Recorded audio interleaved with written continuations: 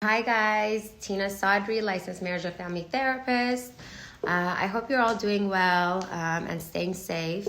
I wanted to take a minute to talk about a very pressing topic right now for us therapists, which is anxiety. COVID-19 has definitely set a foundation for major anxiety all around the world.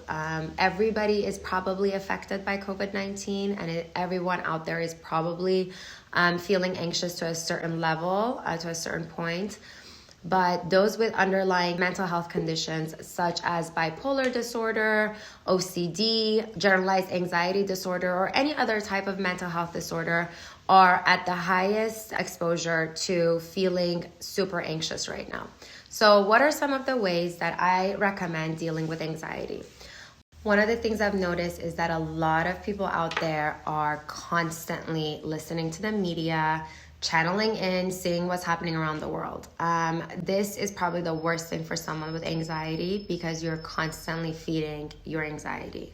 So as good as it is to know what's happening around the world, especially in your own community so that you can take the safety precautions, listening to news all day long is really bad. So I suggest maybe listening in the morning and in the afternoon and allowing your brain and your mind to rest, especially hours before going to sleep. I would definitely recommend 3 hours of resting your mind about the coronavirus before going to bed. Otherwise, it's going to go into your subconscious and you're not going to sleep well, and it's just going to be a whole nother issue. If you are feeling anxious, I recommend doing what you can and doing what is in your control to make yourself feel less anxious. Some of the things we can do right now is being overly prepared to stock our fridge so we don't have to deal with the anxiety of constantly going back and forth to the market. And I'm not condoning buying everything in the market in one visit, but having enough for a week so that you don't have to go back on a daily basis or every other day. Do what you can to protect yourself. Wear gloves, wear a mask, change your outfit when you get home so that you don't feel anxious about all the little things that you keep thinking about. Another thing I recommend is to focus on being effective in any which way possible. If you're working from home, amazing.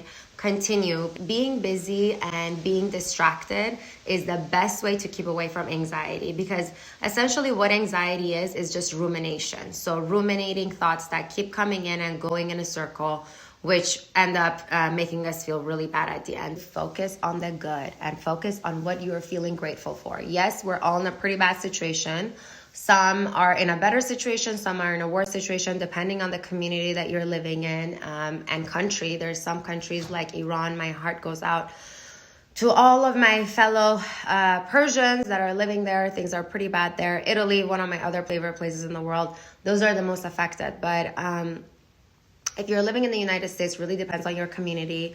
But focus on the good. There's so many good things that we still have and we can be thankful for. If you have a roof over your head and you have food in the fridge and you're, with 1 or 2 loved ones or with your family, then that is a lot to be thankful for right now. So focus on that. Focus on what you can do today to make your day a beautiful day at home with your family. 4-7-8 method of breathing, which is the best type of breathing exercise. I'm sure a lot of you already know about it, but essentially it is to inhale for 4, hold for 7, exhale for 8. The longer you can hold your exhale, the better it is for you because you're releasing all the tension. I hope this helps and sending you love. Stay safe.